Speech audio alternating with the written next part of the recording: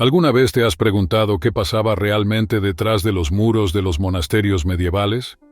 La imagen más común es la de monjes y monjas en abstinencia total, ajenos a cualquier deseo. Solo que, cuando abrimos esa puerta con más cuidado, aparecen relatos que desmontan esa certeza.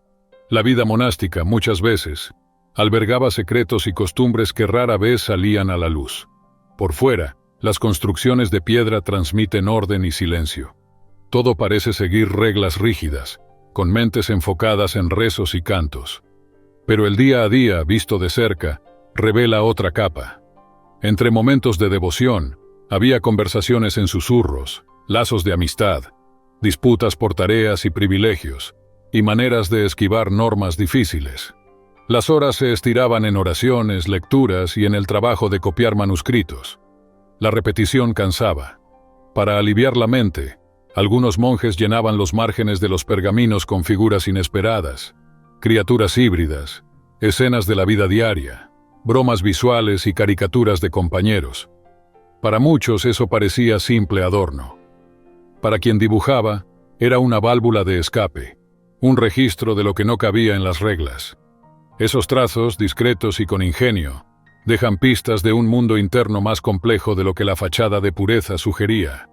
Y es ahí donde historia empieza a ponerse interesante. En las paredes frías de los monasterios, la convivencia diaria creaba una lengua paralela.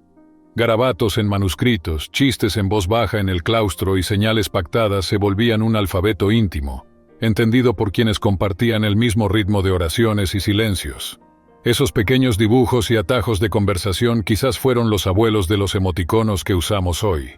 En la convivencia constante, generaciones y orígenes se mezclaban y poco a poco nacían vínculos que escapaban a las formalidades.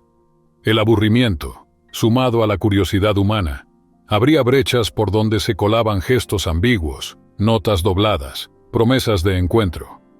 Lo que empezaba en una mirada furtiva podía acabar en un encuentro negado incluso bajo juramento.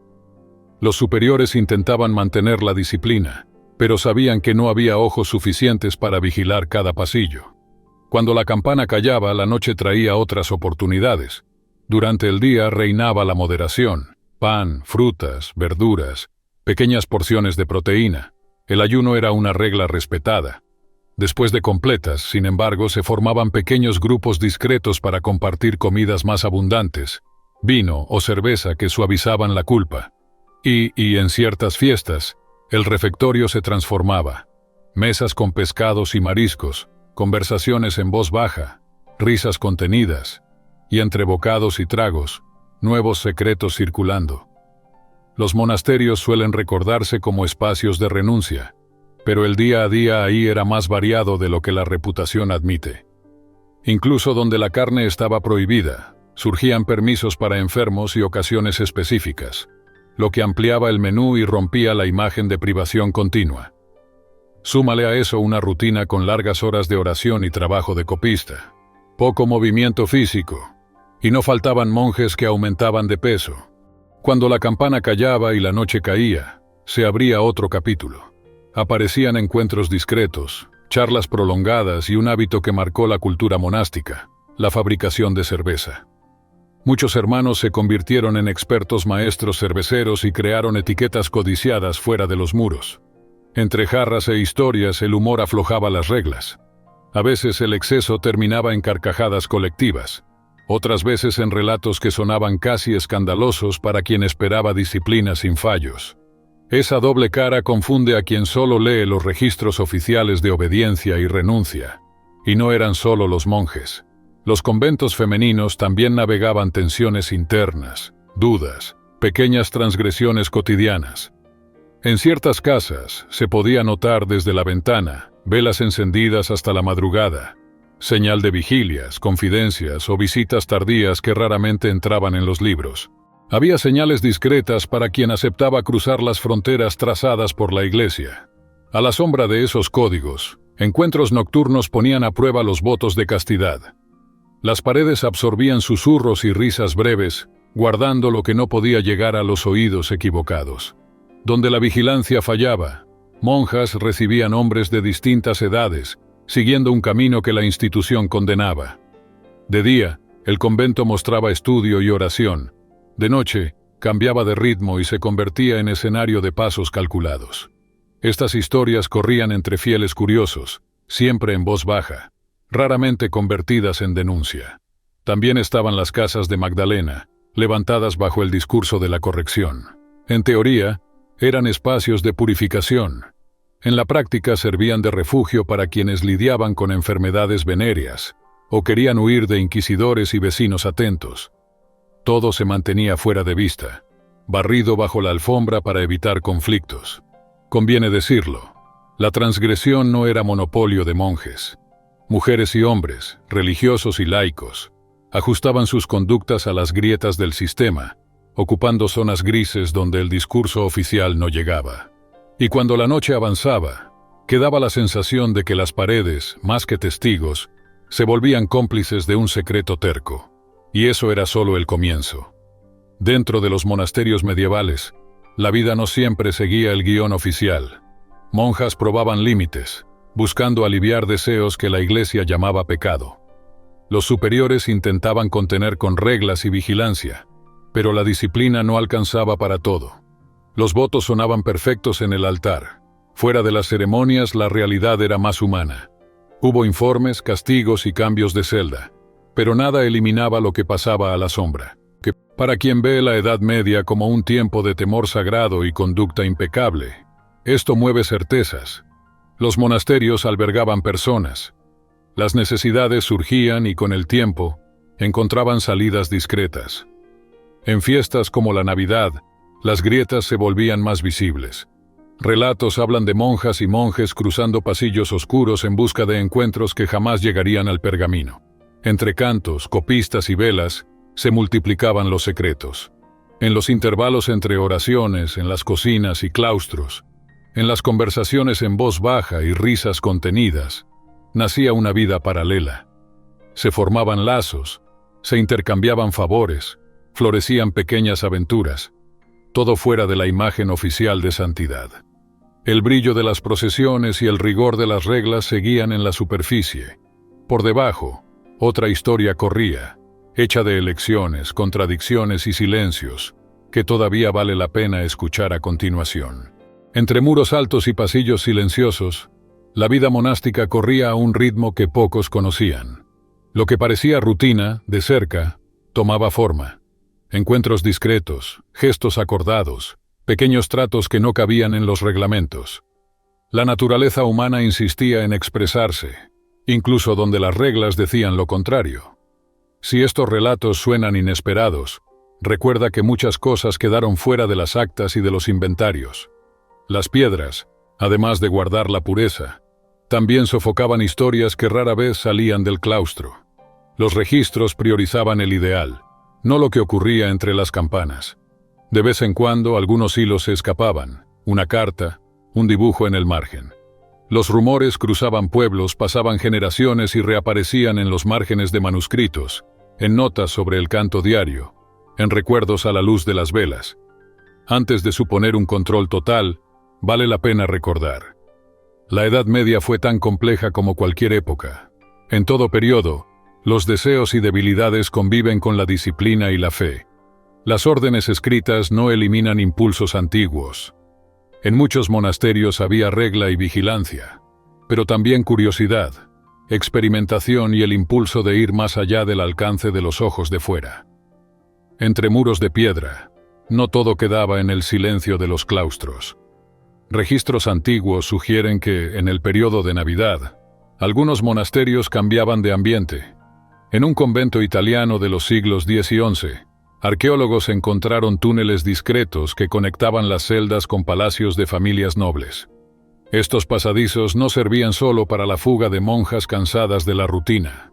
También eran caminos para encuentros reservados con hombres de alto prestigio, incluso en las noches dedicadas a la oración. Marcas de velas en las paredes indicaban un uso frecuente en las fechas festivas. Las reuniones comenzaban con pan y vino, tradición, y pronto tomaban otro tono, rompiendo las reglas que la Iglesia insistía en mantener. Si salieran a la luz, provocarían alboroto. Pero no era un caso aislado. Muchas mujeres eran enviadas a los conventos sin alternativa, forzadas por familiares para preservar el nombre de la familia o escapar de matrimonios impuestos.